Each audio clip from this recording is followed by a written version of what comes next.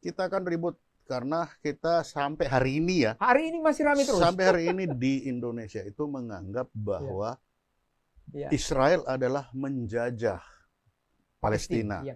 Sehingga maka karena kita punya pembukaan kan, Ya. bahwa sesungguhnya kemerdekaan adalah hak segala bangsa. Oleh karena itu penjajahan harus dihapuskan dari muka bumi ini kan. Ya, Nah, kita masih menganggap bahwa ada penjajahan Israel terhadap Palestina. Ya. Nah, pertanyaannya, apakah benar itu? Nah, ini Kan ya, itu. Bro. Ya, bro. Nah, untuk menjawab itu, Sampai sekarang masih benar bro bahwa itu penjajahan, Nah, bro. bagi kita kan melihat itu. Betul. Nah, oke, terserah orang mau bilang apakah Ya. penjajahan atau tidak, Ya. tapi mari kita lihat sejarahnya. Sejarahnya, coba bro, Kita tampilkan sejarahnya dulu. ya. Tampilkan Nah, ini. dulu, bro. Jadi kalau sejarah kita tentunya kan harus pakai data, Betul. fakta empirik, kan itu, nggak asal bunyi. Iya. Oke, jadi ada catatan kaki. ada catatan kaki. Siapa yang menulis Ya, itu dia. Itu penting, bro. Nah, itu. Oke. Jadi, tapi aku boleh berdiri.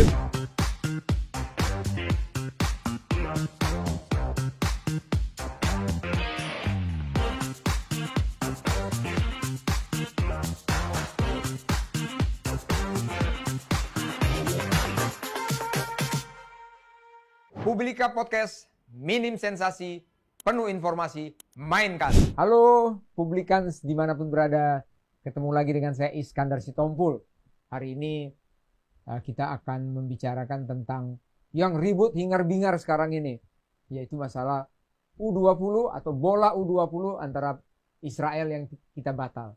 Tentunya saya di sini ya walaupun sudah pensiun tapi suka baca-baca, sehingga saya kepingin tahu apa sih sebenarnya yang terjadi antara Israel dengan Palestina ini.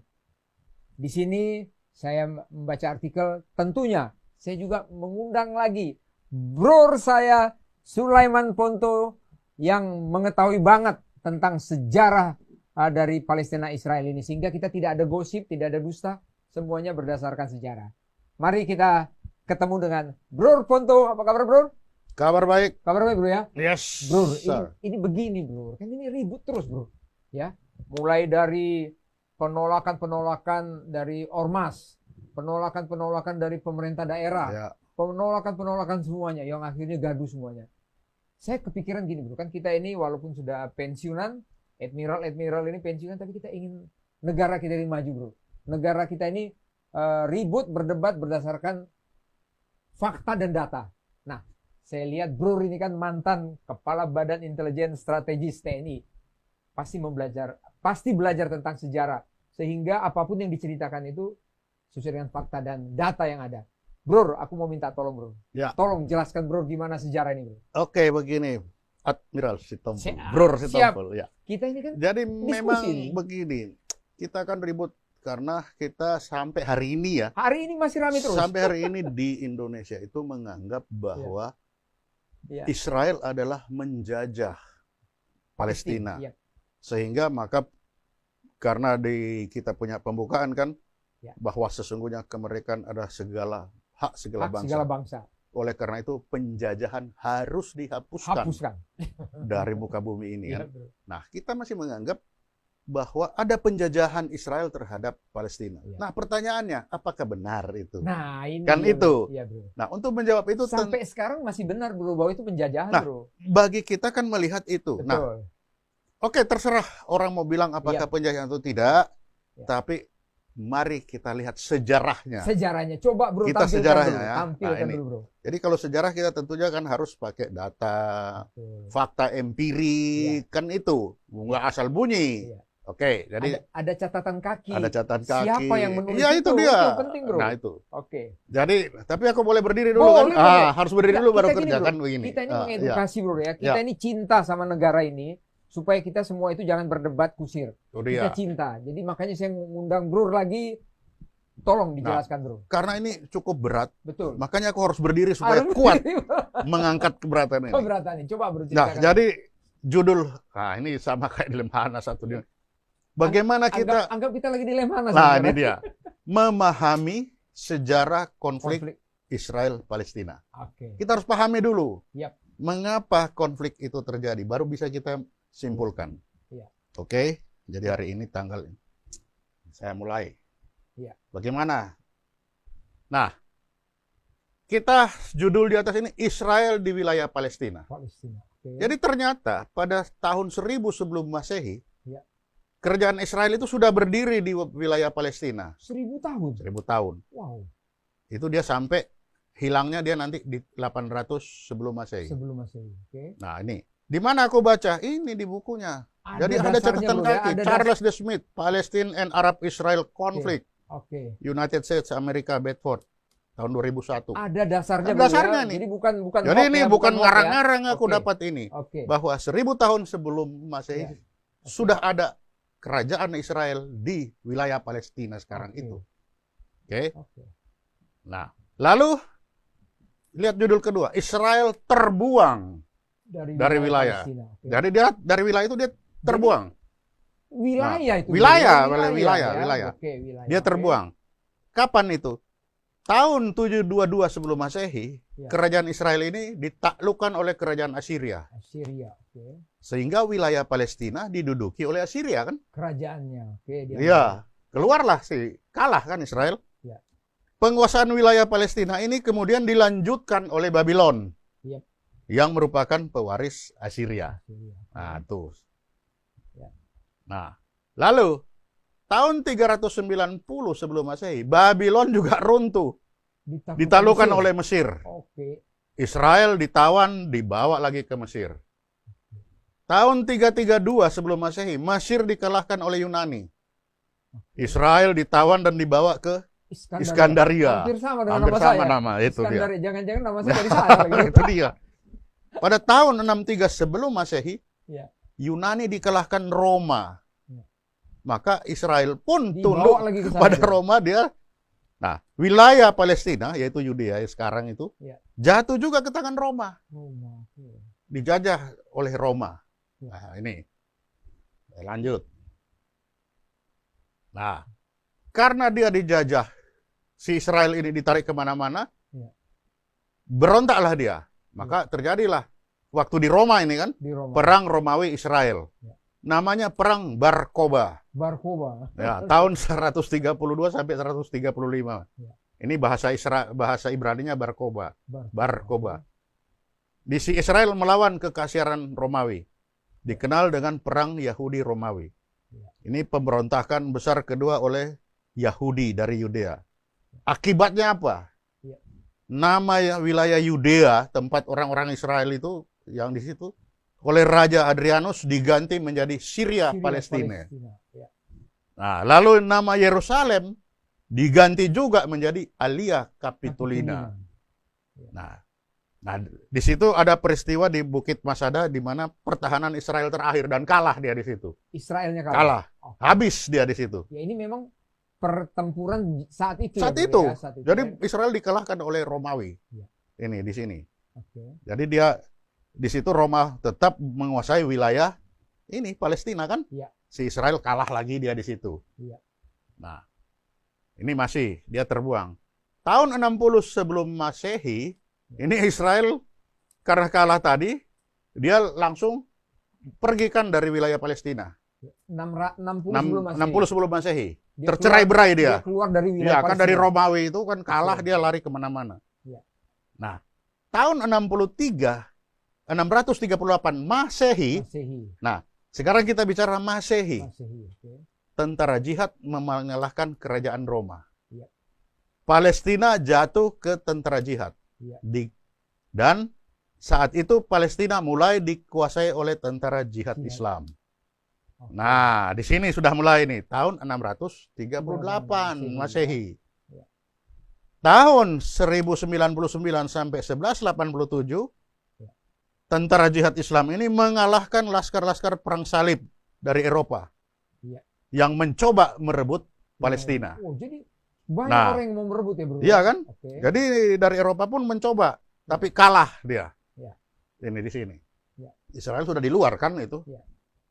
Nah, tahun 1187 sampai 1250 wilayah Palestina ini dikuasai oleh Khalifah Ayyubid. Tahun 1250 sampai 1516 Palestina dikuasai oleh Khalifah Mamluk. Jadi wilayah-wilayah itu ini dikuasai bergantian orang-orangnya ya. Bergantian. Ya, oke. betul. Bergantian. Ya. Wilayahnya tetap. Penguasanya berubah-ubah. Penguasa berubah, oke. Tahun 1516 sampai 1917, nah ini. Palestina dikuasai oleh Khalifah Ottoman atau Kekaisaran Turki. Sampai 1917. Iya. Karena 1917 Turki dikalahkan oleh Inggris. Okay. Nah, nih. Inggris masuk juga ke sana. Masuk ini tahun 1917. Jadi disinilah kekhalifahan Turki Ottoman yang berakhir 1917. Diambil oleh Inggris. Lalu Inggris masuk karena kalah kan, Turki kalah perang. Nih, masuk sehingga wilayah Palestina itu dikuasai oleh Inggris dan Prancis. Oke. Nah, jelas kan sampai sini? Jelas sekali. Jadi di sini negara-negara itu bergantian berebut wilayah itu. Dan Israel di luar terus dia. Si Israel tadi yang 1000 tahun itu pergi sudah kemana-mana, hilang, bukan hilang, dia kemana-mana, tidak ada di situ. Ya, kalaupun ada jumlahnya sedikit, tapi dia akan kemana-mana. Mayoritas kemana-mana ya. Oke, lanjut bro. Oke, lanjut. Nah, lalu kita bertanya, apakah benar Israel itu pernah ada di wilayah itu? Yang 1000 tahun. Yang dari 1000 tahun itu, apakah benar? Jangan-jangan hoax. Nah, untuk itu kita menemukan ada namanya batu Moab. Atau disebut juga prasasti Mesa. Ya. Dalam bahasa Inggris ya disebut Mesa Stele. Ya. Adalah batu atau prasasti yang ditemukan di Dibon ini, Diban. Dibon ini di mana? Diban itu di daerah di apa? Ya dekat situ itu. Oke. Diban apa sih? Lupa aku daerahnya. Tahun 1868. Di dalam tercatat Omri, ini namanya Omri, yang menjadi Raja Israel. Ini merupakan prasasti terpanjang yang ditemukan di Palestina. Diban itu daerah Palestina situ. Di Palestina. Ya. Pada batu Moab ini, untuk pertama kalinya, nama Allah ini, Allah Israel, Yahweh, ditemukan di luar Alkitab.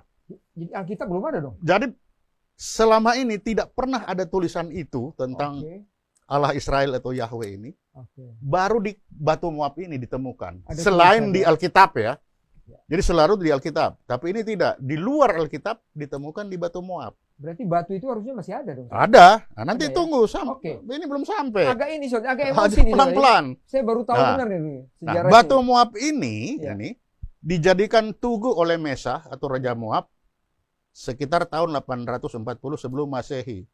Bahasa yang dipakai adalah bahasa Moab yang punya kedekatan dengan bahasa Ibrani.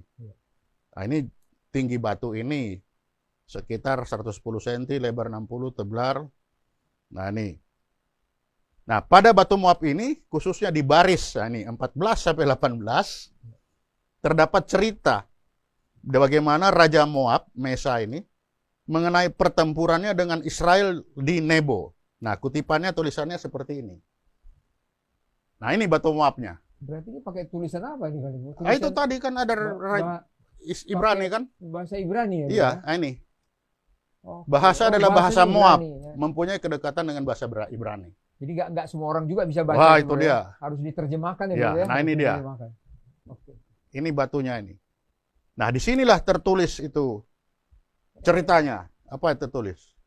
Nah, pada batu Moab itu ini tertulis. Maka Kamos berkata kepadaku, pergilah rebut Nebo untuk melawan Israel. Jadi aku pergi malam hari dan menyerangnya mulai fajar hingga tengah hari. Dan aku merebutnya dan membunuh semua 7.000 orang, laki-laki dan perempuan, dewasa dan anak. Karena aku telah mempersembahkannya kepada Dewa Astar Kamos. Lalu aku mengambil dari situ alat-alat ini Yahweh dan membawa alat-alat itu ke hadapan Kamos. Jadi Kamos ini yang mengalahkan Israel. Kamos mengalahkan Israel. Ya. Nah, ini kan Allah Israel ini.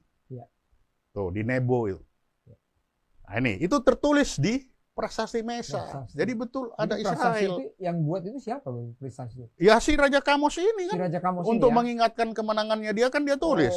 Begitu dia menang, dia tulis supaya dia tahu nanti kalaupun ada sekian ribu tahun bahwa dia pernah melakukan ini. Nah, ini. Oke, bagus. Ya. Nah, di batu Moab itu ini ada tulisan Omri. Ini dengan bahasa Ibrani. Nah, kalau modern Omria, Tiberias. Nah, ini artinya adalah hidupku. Omria, Yahweh adalah hidupku. Raja atau kerajaan Israel Utara ini. Iya. Berarti gini bro, nih Tuh. kita sedikit sebelum lanjutkan. Jadi prasasti itu sama kayak kita gini bro. Ya. Misalnya presiden kita meresmikan Ya, apa, ya, kan? tulislah Dia di situ. tuliskan tanggal sekian aku meresmikan kereta api cepat. 1000 ya kan? tahun kemudian ketemu. Oh benar. benar Nah, itu itu ya. prasasti. Oke. Inilah empirik bahwa dia benar Ya, ada si empirik Israel kita, itu. Kita memberitahu kepada Generasi berikutnya. Generasi berikut mengedukasi. Ini artinya Kan kita ada prasasti batu tulis juga kan ada. Tulis, betul, Nah, betul. itu dia. Oh, itu contohnya. Ya, seperti begitu, itulah. Ya. Oke. Nah, masih banyak lagi. Ya. Di bagian lain dia berbunyi, Omri telah mengalahkan tanah Madaba dan mendudukinya selama pemerintahannya. Ya. Dan setengah masa pemerintahan anaknya, 40 tahun lamanya. Tapi Kemos mengembalikannya kepada Samanku katanya. Waduh, untuk diketemukan ya prasasti itu. Iya, Ya. jadi ini betul-betul si Kemos ini menulis tentang kehebatannya dia mengalahkan Israel. Wah, kalau nggak Kan ada itu. ini bro, ini bisa jadi debat kusir lagi nanti bro. Nah, Diban itu tadi, Dibon itu di Yordan. Nah, ini. Ya. Jadi di Diban itu di Yordan ini. Ya, Jadi batu Diban. muat itu ditemukan 1868 di Diban. Diban. Jordania. Oke. Diban, Jordan. Jordania, oke. Sekarang di mana? Ada di Louvre di Prancis. Disimpan di sana. Disimpan di berarti? sana. Jadi kalau mau pergi Berarti silakan di museum dia. ya? Di Ada museum. di museum sana. Oke. Jadi kalau Pas Bro Sitompul jalan-jalan, mau pergi lihat silakan. soalnya aku gini, bro, aku senang sejarah bro. Nah, Kenapa? itu. Kalau nggak tahu sejarah kita bro, udahlah. Berdebatnya kusir semua bro. Nah, jadi ini baru satu prasasti. Ya. Ada lagi prasasti kedua. Wah. Ada. Ini tentang Nah, wilayah-wilayah perang sama lagi. tentang Oke. Israel, bahwa Israel benar-benar ada di wilayah itu. Oke. Kan orang bisa bilang tidak ada. Ini buktinya. Oke. Kedua itu adalah prasasti Firion Menpetah. Susah bacanya. Mernepah. Menpetah. Ini prasastinya. Oke. Apa yang tertulis di situ? Nah, ini. Di situ Sebelum- tahun 1213 sampai 1203 sebelum Masehi. Iya. Israel dibiarkan gersang, benihnya tidak ada lagi. Dianggap musnah lah ya. Dianggap musnah. Ya kan dikalahkan Ya, Israel. Iya. Dia sudah dikalahkan. ada Israel tapi dibiarkan gersang dia. Sudah dikalahkan Benihnya terus tidak semua ada yang lagi. lain perang-perang lagi terus gitu bro, Iya, ya. iya tuh. Ditemukan tahun 1896 di Thebes. Sekarang ada di museum. Kairo. Kairo. Emang itu kota ini bro ya. Kota Iya kan? sejarah banget. Ada. Kairo itu. Jadi kalau mau buktikan, Datang ke sana bro, datang ke sana. Jadi ini hanya membuktikan bahwa Israel itu ada di wilayah itu. Itu saja kan kita punya. Ya, data kita. Jadi misi kita hari ini untuk memperlihatkan bahwa Ya. Israel sudah lama ada di wilayah itu. Di wilayah itu. Oke. Itu kan ini. Nah, ini buktinya. Ya. Ada dua prasasti. Yang membuktikan Ya. ya. Oke. Nah, setelah itu kita lihat sekarang judulnya sudah lain. Ya. Setelah tadi Israel terlempar keluar dari Palestina, sekarang Israel kembali ke wilayah Palestina. Oke.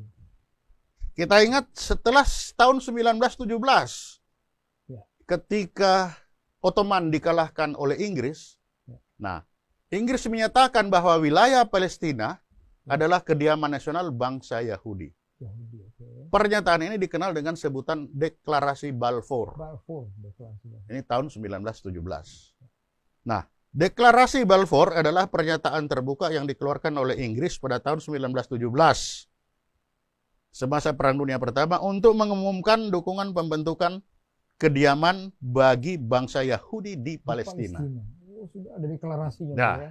Kenapa? Karena kan Inggris dia menang. Dia menang, suka-suka Ottoman dia. kalah, dong. kan suka-suka dia. Dia yang menang ya. Oke. Nah, karena dia yang menguasai. Iya. Nah, dia bilang dia mau kasih kepada bangsa Yahudi yang ada di situ. Oke. Oke. Nah, Deklarasi Balfour disiarkan 9 November.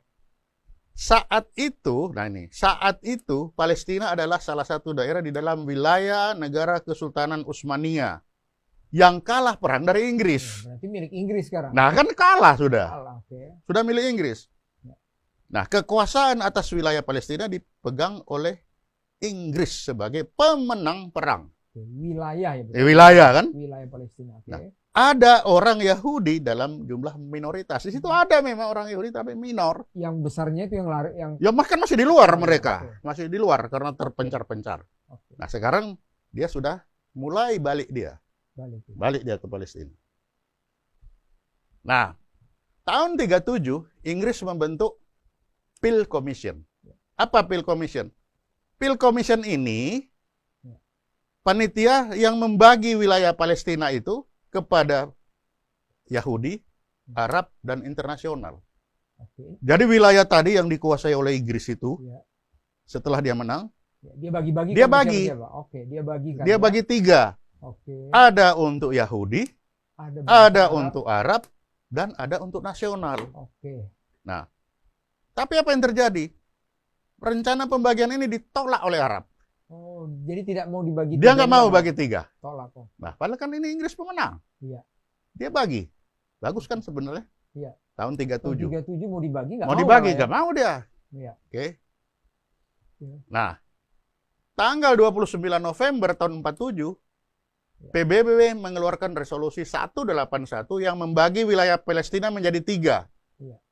Yaitu Yahudi di Palestina, Arab di Palestina, dan Yerusalem Timur itu punya PBB. Ini sudah PBB langsung. Nah, PBB langsung. Jadi ini sebenarnya sama dengan apa yang ini. Iya. Cuman kalau ini kan Inggris ini Peel Commission, Inggris saja. Sekarang PBB diperkuat oleh resolusi PBB. Bangsa. Ya. Nah, keputusan ini diambil setelah voting yang dilakukan oleh 56 negara PBB, anggota PBB ya. Hasilnya 33 negara mendukung. 13 negara menolak, 10 abstain. Nah, dengan disepakatinya resolusi pembagian Palestina ini, maka secara otomatis mandat Inggris atas Palestina berakhir. Mandat Inggris. Iya. Karena sudah jadi setelah resolusi keluar, Inggris berhasil berakhir. Nah, yang tinggal adalah secara otomatis adalah yang sudah tadi ini. Yahudi di Palestina, Arab, dan Yerusalem. Yang 3 itu kan dia pergi. Nah, karena si Arab ini menolak, kan menolak dia. Nggak mau. Jadi dengan disepakati ini, maka secara otomatis mandat Inggris atas Palestina berakhir. Dan berdirilah negara Israel. Oh, jadi di sini. Nah, ini kan karena dia sudah pergi. Tahun 47 ya. Dia sudah pergi. Israel menerima pembagian itu, Arab menolak. Ya tinggal dia sendiri kan. Langsung kalau tidak ada elang, aku lalang kata belalang kan. Nah, itu. Jadi sebenarnya kalau mau menerima pembagian itu, ini nggak ada masalah. Bisa dibagi 3 wilayah itu. Memang dibagi 3. Ya. Kan dibagi 3. Ya. Nih. Yahudi Palestina, wilayah Arab Palestina, dan Yerusalem Timur. Nah, Yerusalem Timur ini di bawah PBB. Yahudi Palestina ini menerima. Ini menolak dia. Nggak mau. Jadi begitu resolusi keluar, ya tinggal yang menerima yang berdiri sendiri. Berarti dia tinggalkan wilayah itu semua. Siapa? Yang tidak mau menerima berarti meninggalkan wilayah dong, atau bagaimana itu? Nah, dia kan ada di situ ya. Kan mereka sama-sama ada di situ. Di wilayah itu. Itu yang dilihat oleh Inggris, bahwa kan ini di wilayah Palestina itu ada orang Yahudi, ada orang Arab, dan ada PBB. Tapi yang satu wilayah Arab tidak mau terima. Tapi ini nggak mau terima, PBB pasti terima. Iya, betul. Nah, Yahudi terima. Karena resolusi nah, PBB, ketika resolusi PBB keluar, karena Arab menolak, ya tinggallah Israel sendiri dan PBB. Di sini. Poinnya di sini. Resolusi ini ditolak oleh bangsa Arab. Ini poinnya di sini. Poin di sini. Poinnya di sini. Nah, apa yang terjadi? Kita lihat. Setelah resolusi, negara Israel berdiri. Tahun 47 ini kan terjadi kekosongan setelah Inggris pergi. Iya, betul.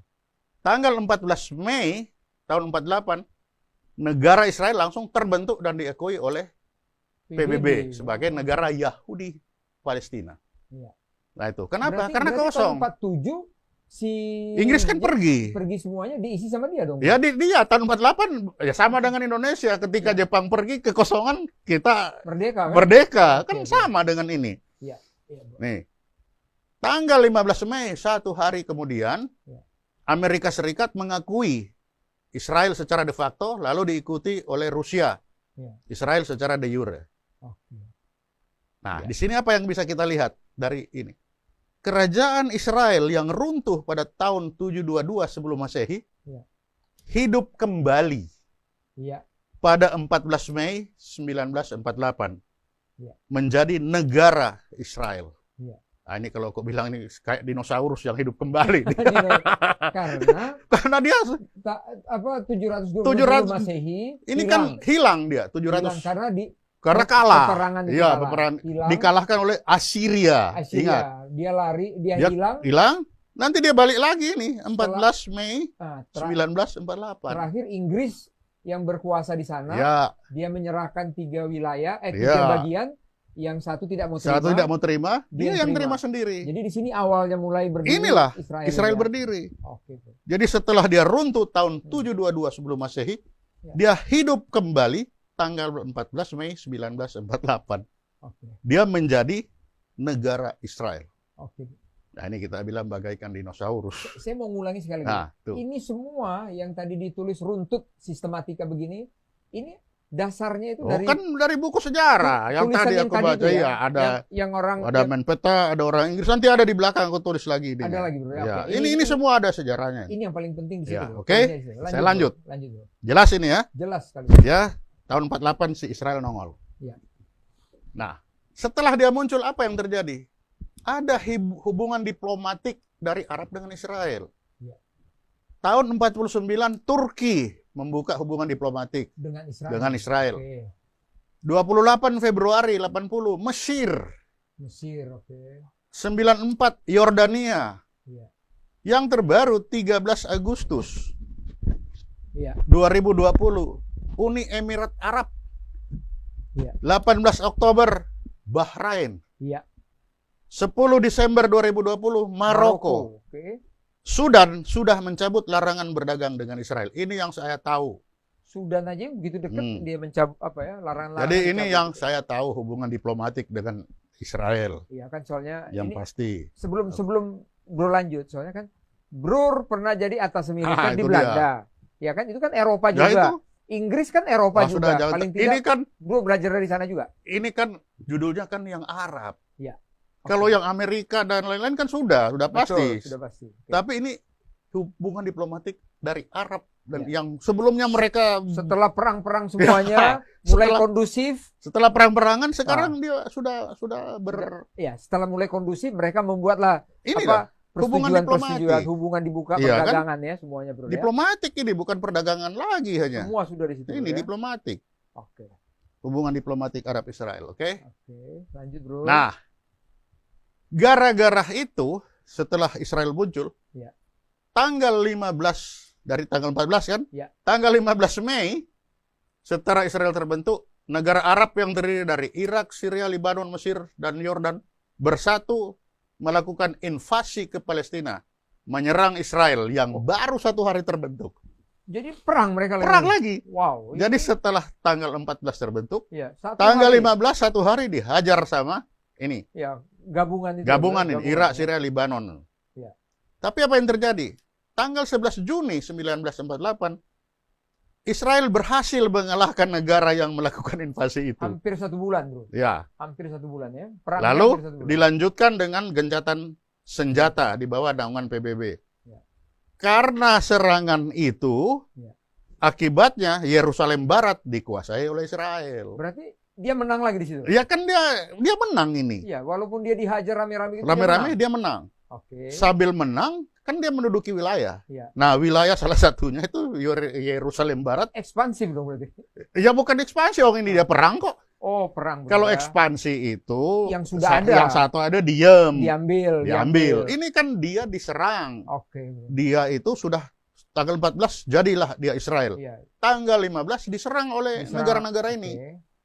Nah, karena diserang karena dia menang. Iya. Dia menang, salah satu ya Israel Barat ini jadi daerah pendudukannya. Dia menang perang. Karena dia menang perang. Iya, Ingat. dia Itu. menang perang, diambil wilayah itu. Diambil ya. lah wilayah itu kan. Siapa suruh dulu nyerang saya gitu ya. Itu dia. Oke. Ini perang sudah mulai. Ya.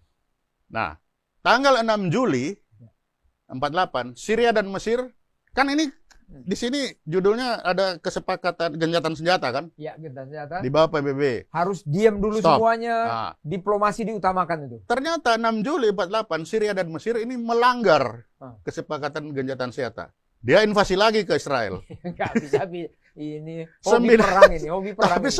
19 Juli Israel berhasil lagi mengalahkan Oh, invasi Syria dan Mesir. Dia bisa mengatasi semua Iya. itu? Oke. Akibatnya apa? Gara-gara serangan ini, wilayah Galilea Barat jatuh lagi ke Israel. Tambah banyak lagi wilayahnya. Oke. Iya kan? Iya, bro. Bertambah lah. Gara-gara diserang, Iya. dia balas, menang, dapat wilayah baru lagi. Baru lagi. Tambah Oke. besar lagi wilayahnya dia. Oke. Oke. Nah, Oktober sampai Desember 1948, Israel ganti. Iya.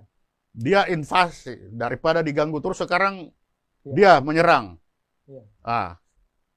Dia bergerak ke pantai timur, Teluk Al-Baka, sampai ke Laut Merah. Dan dia mengalahkan pasukan dari Yordania di sana.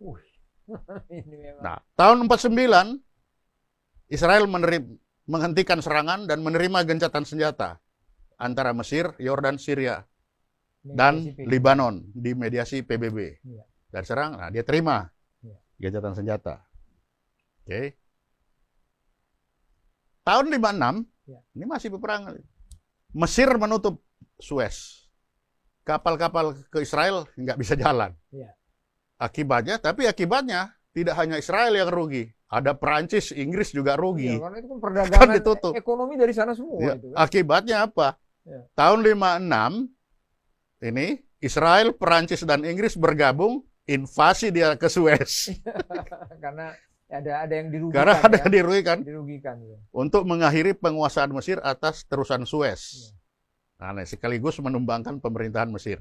Ini Tahun 56 ya, Bro ya. ya tahun 56. Ada bukunya. Charles Bro, ya. D. Smith. Iya, Ini catatan ya, kaki. catatan Ya, kakinya. ada bukunya. Ada. Jadi bukan katanya-katanya Bukan nih, kata Bro, ya. orang. Oke. Nah, pada Maret 57, Amerika menekan Israel, Prancis, dan Inggris untuk tarik mundur pasukan dari Mesir. Oke. Suruh tarik mundur. Ya. Ini ibit. Nah, sudah tarik mundur. Berhentikan, dia sudah tarik mundur. Ya. Nah, tahun 67 ada kelompok Fatah dari Palestina infiltrasi ke Israel. Ya. Infiltrasi dibantu Syria dan Mesir. Ya. Akibatnya, Israel melakukan perlawanan dengan melaksanakan penyerangan ke Mesir dan Syria di semenanjung Sinai. Oke. Balas lagi sama dia. Ya. Nah, inilah perang ini dikenal dengan Perang 6 Hari, 6-Day War. Ya. Fatah, Mesir, dan Syria kalah dalam peperangan selama 6 hari ini. Ya. Apa akibatnya? Akibatnya Yerusalem Timur jatuh ke tangan Israel. Tambah luas lagi. Tambah luas. Jadi kalau pertama Yerusalem Barat Iya. jatuh, sekarang Yerusalem Timur jatuh ke Diambil tangan lagi. dia. Gara-gara apa? Gara-gara dia pada diserang oleh Fatah. Dia diam-diam aja diserang. Dia diserang. Oke. Dia balas serang, tambah wilayahnya. Oke? Jadi dia diganggu dulu. Dia diganggu dulu. Nah, kita lanjut. Nah, akibatnya negara Israel berhasil menduduki sudah tadi Yerusalem, Ya. semenanjung Sinai, tepi barat, jalur Gaza, Ya. dataran tinggi Golan. Ya. Semua dapat dikuasai sama si Israel ini. Ya.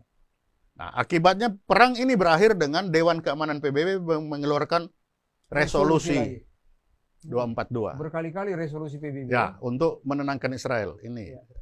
Ada Oslo bukunya, Record, ada Jurnal tulisannya Palestine semua, Study. ya. Ada, bisa silakan baca nanti. Ya. 6 Oktober tahun 73, pas di hari suci Yahudi, Yom Kippur, ini Syria dan Mesir menyerang lagi Ya. pemukiman Israel. Tapi Israel dapat mengalahkan Syria dan Mesir. Tapi apa? Ada akibatnya lagi. Ya. Akibatnya Israel berhasil menduduki Suez. Nambah luas lagi dong. Tambah luas lagi. Jadi setiap dia menang, Iya. dia dapat lagi itu wilayah. Iya. Ini di Charles D. Smith. Silakan dibaca nanti. Iya. Enggak, Bro, saya potong dikit. Kok jago banget kok dia menang-menang terus? Kenapa itu, Bro? Nah, itu dia. Jago banget. Namanya kalau orang diganggu biasanya Oh, oke. marahnya lebih dari yang mengganggu. Oh, lebih Kan menang begitu. tuh. Jadi kita Biasa aja. jadi jangan ganggu Jadi orang, jangan Bro. ganggu orang lah Jangan kalau ganggu di orang, Bro. Oke, setuju. Kalau kita bilang kan jangan bangunkan anjing lagi tidur. Gawat dia gigit tuh. Nah, ini ya. Kita lanjut. Si panjang ini cerita. Iya. 22 Oktober tahun 73. Perang Yom Kippur berakhir. Ya. dengan dikeluarkannya resolusi Dewan Keamanan nomor 338. Dilanjutkan dengan resolusi 242 yang menghendaki agendanya negosiasi. Ya. Jadi Israel selalu diberhentikan oleh resolusi PBB. Ya.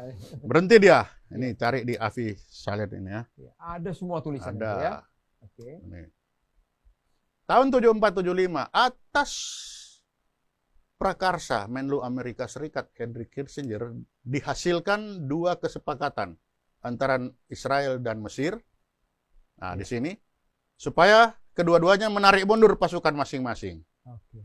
Lalu pada tahun juga 74 atas prakarsa juga Henry Kissinger dihasilkan kesepakatan antara Israel dengan Syria. Kan tadi Betul. Mesir dan Syria sama-sama menyerang. Iya. Nah, sekarang perjanjiannya Israel dengan Mesir dan Israel dengan Syria. Iya. Nah, supaya masing-masing menarik mundur pasukannya. Nah, ini tahun 74-75. Lalu tanggal 5 September 78 ini dilaksanakan perjanjian Camp David yang menghasilkan dua kesepakatan. Yang pertama adalah penentuan masa depan tepi barat atau jalur Gaza sebagai wilayah otonomi penuh untuk Palestina di bawah pengawasan Yordania. Ini kesepakatan pertama. Ini di Oren Barak, silakan dicari. Ya, ada bukunya semua Ada. ya, ada bukunya ya.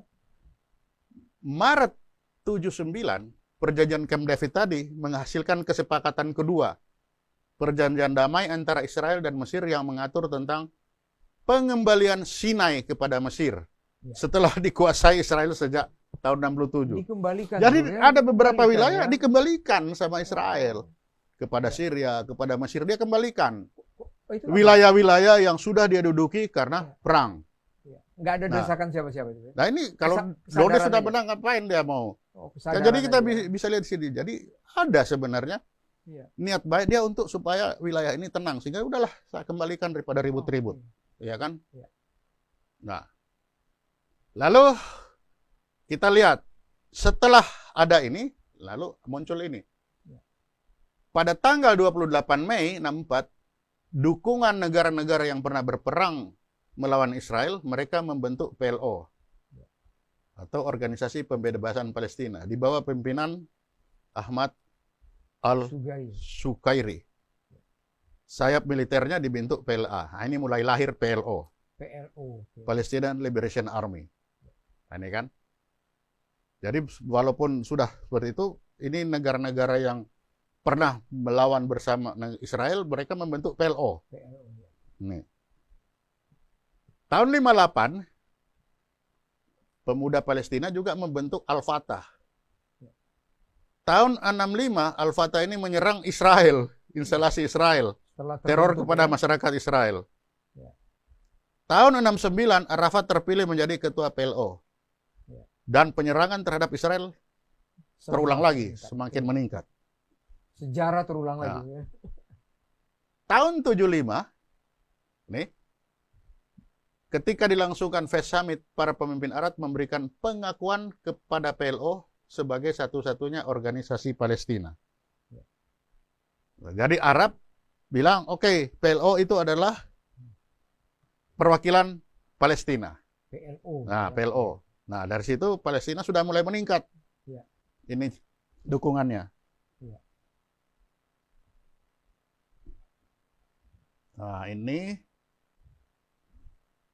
Ya. Nah, selain PLO, ada perlawanan lagi nih dari Palestina yang beragama, khususnya beragama Islam, dengan melakukan Islamic Jihad. Gerakan ini bekerja sama dengan Al-Fatah dan Arafat. Namun mereka memisahkan diri setelah Arafat mengakui keberadaan Israel. Oh, ya. Tahun 1988, Islamic Jihad ini memutuskan untuk memperluas pengaruhnya ke dunia politik dan membentuk organisasi yang disebut Hamas. Hamas itu. Nah, Nah, ini lahirnya Hamas ini. Tuh. Bisa baca di sini. Ya. Tuh. Oke. Nah, nasib Palestina ini bergoncang lagi. Tahun 74 terjadi kesepakatan damai antara Israel dan Syria. Kan tahun 74 Israel dan Syria. Ya. 79 Israel dan Mesir. Ya. Mulai dari situ PLO sudah tidak dapat lagi bantuan dari negara besar. Ya. satu-satunya jalan PLO adalah melakukan aliansi dengan Irak. Iya. Nah, ketidakpastian nasib Palestina ini bertambah ketika Israel belum juga menyalurkan jalur Gaza. Ya. Kan kesepakatan Camp David itu harus dikembalikan. Ya. Tapi dia belum melaksanakan itu. Ya. Nah, ini menjadi satu ketidakpastian. Ya. Ya, ini. Nah, tahun 1988 PLO menerima solusi dua negara, yaitu membentuk negara Palestina dan mengakui keberadaan negara Israel. Ya. Sejak saat itu Arafat berupaya untuk mendapatkan dukungan internasional atas proposal perdamaian. Jadi dia kembali lagi ke yang dulu itu. Ya. Ini bulan Desember upaya Arafat berhasil, di mana kelompok Yahudi Amerika mengadakan pertemuan dengan pejabat tinggi PLO, termasuk Arafat di Stockholm, ya, untuk mendorong tercipta hubungan baik antara Amerika dan PLO. Ya. Dari tahun 1988. Agar tercipta hubungan baik. Ya. Ya. Oke. Nah, tanggal 13 September 1993 di Washington, Perdana Menteri Israel Yitzhak Rabin dan Ketua PLO Yasser Arafat berjabat tangan untuk penyelesaian permasalahan kedua bangsa. Berdamai dia. Berdamai sudah ya. Oke. Tahun 93. Ya. Dia berdamai. Nah, penyelesaian ini berdasarkan pembagian wilayah atau Partition of Palestine. Ya. Pembagian ini bukan hal baru, tapi sudah diajukan oleh Peel Commission pada tahun 1937. Ya, diulang lagi tahun Nah, dan kemudian oleh PBB tahun 47 diulangi lagi. Ya. Namun keduanya ditolak oleh Palestina. Ya. Karena Palestina menginginkan seluruh wilayah itu ke Palestina. Kembali ke dia lagi. Nah, ya. itu padahal kan kita lihat dari sejarah. Sejarah peperangan. Israel sudah ada di situ. Sudah ada di situ, terus berperang. Nah, berperang dia pergi, sekarang dia balik. Oke. Lalu dibagilah. Oke, kalau begitu kita bagi. Ini kan sama aja, kembali lagi. Berarti ini poin juga nih ya. Nah, ini poin balik lagi. Poin konflik ya. Oke. Nah, dia terima. Ternyata dia terima yang Ya. apa yang sudah diupayakan tahun 37. Iya. Nah, jadi di sini ada satu kenyataan bahwa Israel dan orang Palestina telah menerimanya wilayah masing-masing. Iya. Ya kan? Atas dasar kesepakatan itu, maka tanggal 15 November 1988 di Algier, PLO memproklamasikan berdirinya negara Palestina. Tahun 88 ya. Tahun 88. Oke. Jadi tahun 88 PLO berproklamasikan bahwa Palestina sudah merdeka. Iya. Nah, karena Palestina sudah merdeka, itulah sebabnya dia punya kedutaan di Jakarta kan? Iya, ada kedutaannya sekarang. Nah, nih. Ya. Jadi ini kenyataan. Inilah sejarah. Nah, ini sejarahnya itu. Iya. Nah, pada bulan Februari 1989 di Dewan Keamanan Perserikatan Bangsa-Bangsa, perwakilan PLO mengklaim ada 94 negara yang mengakui. Ya. Pada 14 September 2015, 136 dari 193 negara PBB dan 2 negara bukan negara anggota mengakui negara Palestina. 70%. 70,5% mengakui negara Palestina. Keberadaan negara Palestina. Memang banyak negara yang belum mengakui. Ya. Namun pengakuan PLO diakui sebagai wakil bangsa Palestina. Ya. Israel dan sejumlah negara lain memang belum mengakui adanya negara Palestina. Sampai sekarang. Sampai sekarang dia belum mengakui. Oke. Tapi faktanya kan dia sudah merdeka. Sudah merdeka, ya. Ya kan? Dia sudah merdeka, ada di artikel saya baca kedaulatan. Itu gimana bro maksudnya? Ya dia kan sudah punya wilayah. Dia sudah punya wilayah. Ya. Dia sudah punya pemerintahan. Ya. Dia sudah diakui oleh 70%, ya terbentuklah itu sebuah negara. Dan dia buktinya Indonesia menerima kedutaan besar. Ya. Ada dubes. Bagaimana ada dubes kok bukan kedutaan? Kita sampai sekarang belum mengakui Israel karena kedutaannya belum ada di sini. Nah, kalau Israel kita tidak akui. Nggak akuin kedutaannya kan nggak ada ya. Kedutaan tidak ada.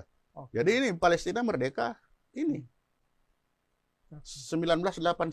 Sebenarnya itu kan 1998. 1988. Ya. November November 1988. Ya. Nih, proklamasinya. Lalu Februari 89 itu sudah didukung oleh sekian. Ya. 2015 sudah sampai sekian, nggak tahu sekarang. Ya. Nah ini. Tuh. Hebat ini. Oke. Hebat ini. Jadi dari situ kita simpulkan apa? Nah, apa ini kesimpulannya, Bro? Konflik Israel-Palestina itu pada dasarnya adalah perang perebutan wilayah. Jadi bukan menjajah dong. Jadi tidak ada jajah-menjajah di sana. Oke. Iya. Kan bagaimana mau kita bilang penjajahan kalau dia baru merdeka tahun 98. Nggak mungkin gitu. Karena Nih. tidak mengerti atau tidak tahu, jadi kita mengatakan itu aneksasi lah, penjajahan. Justru itu gitu. Dengan ini kan kita sampaikan. Kalau ada yang punya data lain, ya mari kita adu argumen. Kita diskusi. Kita diskusi. Ya. Oke, jadi kalau untuk sementara, kalau saya bahwa konflik itu adalah perang perebutan wilayah. Iya, jelas. Gara-gara perang perebutan wilayah, maka konsekuensinya pasti akan jatuh korban akibat perang. Ya, pasti. Lalu bagaimana sikap Indonesia? Kan kalau kita berbicara perang perebutan wilayah, ya itu urusannya dia lah. Iya, betul. Ya kan ngapain kita pusing-pusing on dia berebut. Iya. Tetapi tugas kita adalah apa? Damaikan mereka. Iya, Bro. Betul, Bro. Ya, kalau damaikan mereka, jatuhnya korban akibat perang, itu kita harus membantu kedua belah pihak. Nah, saya menarik ini, Bro.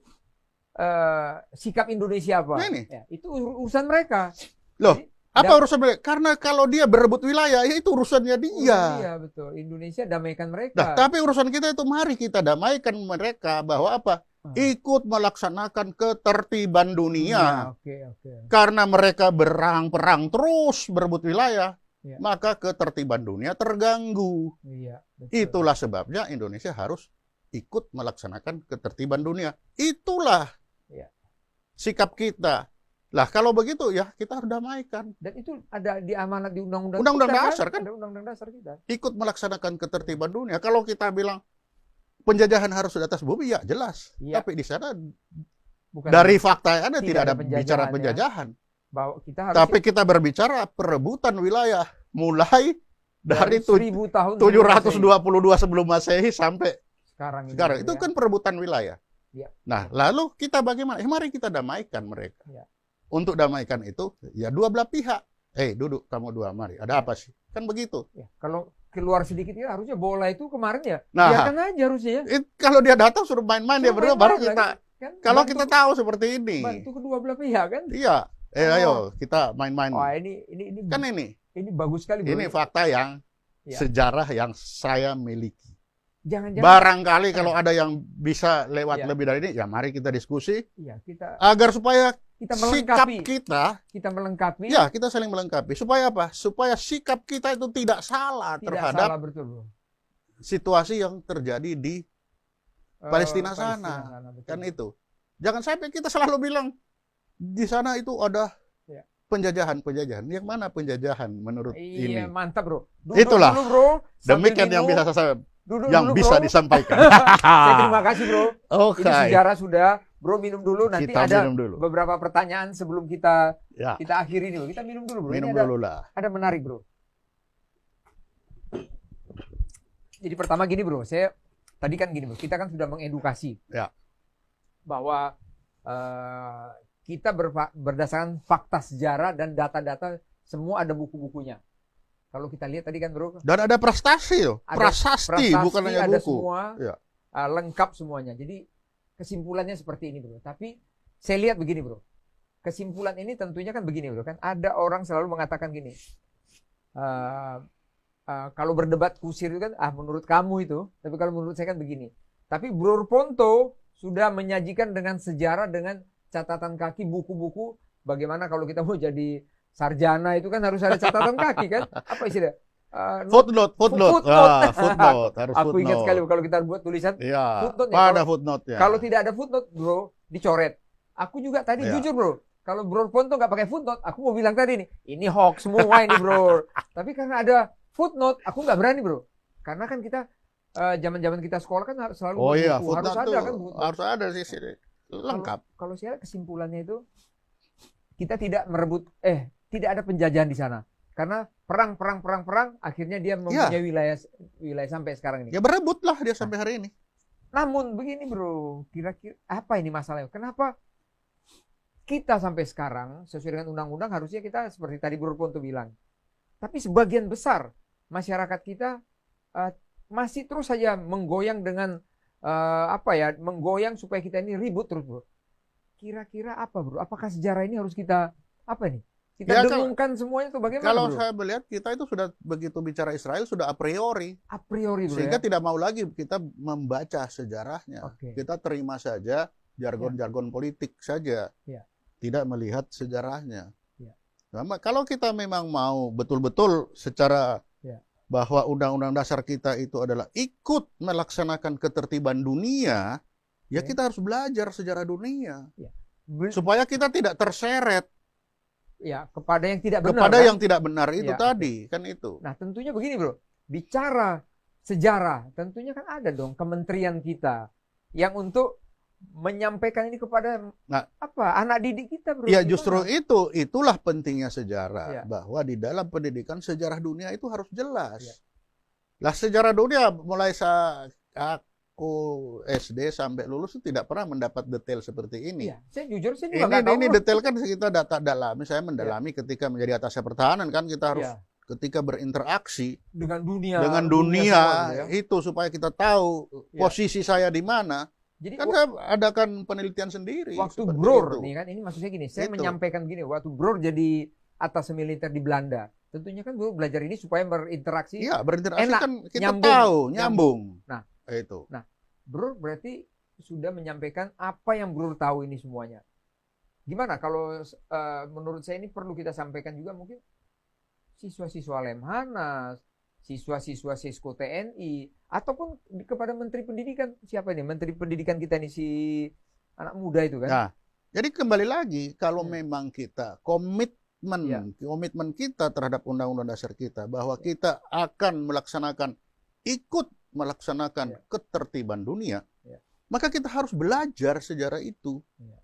Supaya kita tahu, kan posisi Angkatan Laut kan posisi itu nomor di mana? Di sini, posisi duga. Nah, untuk menentukan posisi ini diperlukan banyak baringan-baringan kan? Nah, itu baringan tadi kan itu. Kita melihat. Oke, bro. Dari sana. Jadi kalau saya lihat ini, itu. Kita punya podcast ini pasti dilihat orang. Pasti dibaca, pasti dikomen orang juga. Ini pasti nanti banyak pro dan kontra, bro. Tapi saya berharap, bro, dengan dengan lugas, dengan terbuka disampaikan begini, tentunya mari kita kita terima, atau yang kayak tadi Bro bilang, kalau mungkin punya referensi lain, silakan. Kita adu ya. Mari kita adu, kita lihat, tapi jangan lupa kita harus mengadu argumen yang empirik ya. Empirik ya. Jangan kita membawa metafisika yang di luar itu, jangan. Bahasa dewa-dewa. Tetapi misalkan tadi saya bilang Israel pernah ada di sana. Apa buktinya? Ada 2 prasasti. Ini loh. Israel pernah kalah. Apa buktinya? Tertulis di prestasi itu. Inilah. Itu fakta begitu.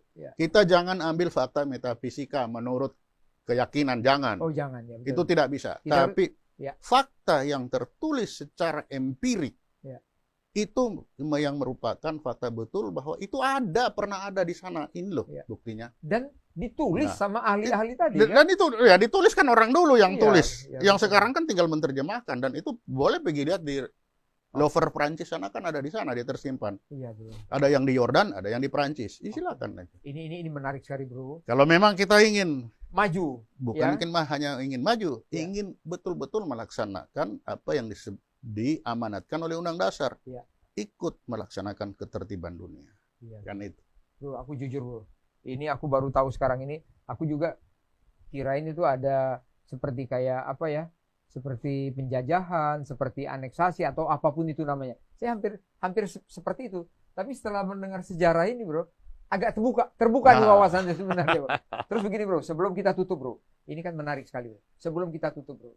Apa pesan, Bro, kepada seluruh pemerhati kita agar tadi kan salah satu Bro bilang kita agar mengetahui semuanya. apa pesan-pesan kepada generasi muda kita, Bro? Ya, agak supaya kita tidak tersesat dalam berjalan untuk mendapatkan Indonesia ini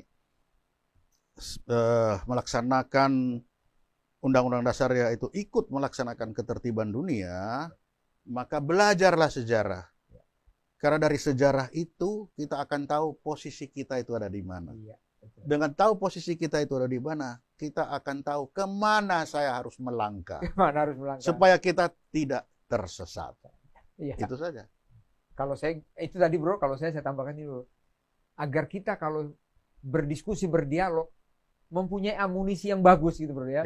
Jangan asal-asalan berdiskusi, berdialog ya Bro ya. Kalau berdiskusi, ya kembali lagi, kita harus menggunakan data yang sama, bisa dipegang, bisa dilihat, bisa dirasakan. Bisa dirasakan. Ini empiriknya ada, jangan sampai empiriknya nggak ada. Setuju, kan itu. Oke Bro. Oke. Aku terima kasih sekali Bro, kita sudah mengupas semuanya. Harapan kita semua mudah-mudahan tadi kita sampaikan, kita tidak mengatakan si A baik, si B tidak baik. Kita berdasarkan data dan fakta. Inilah dia semuanya kita sajikan kepada pemerhati kita Bro ya. Saya tutup Bro acara kita ini. Demikian Publikans dimanapun berada. Tujuan kita agar kita mengambil satu keputusan, mempunyai referensi yang kuat. Sehingga kita tidak salah. Seperti apa yang Bro Punto sampaikan tadi. Harus bisa dipegang, harus bisa dirasakan, dan empirik. Jangan sekali-sekali bahasa dewa-dewa atau metafisika yang di awang-awang tidak bisa disentuh. Itu harapan kita. Jadilah bangsa yang mempunyai berbicara, beradu argumen, berdasarkan data dan fakta. Sampai ketemu lagi. Bro Ponto, terima kasih sudah repot membuat satu cerita ini Bro. Ini kita sama kayak seperti di Sesko TNI, Lemhanas, Seskoal semua nih Bro. Iya, biar jelas. Biar tidak ada dusta di antara kita. Ini cara-cara berpikir akademisi semuanya Bro. Terima kasih Bro, sampai ketemu lagi.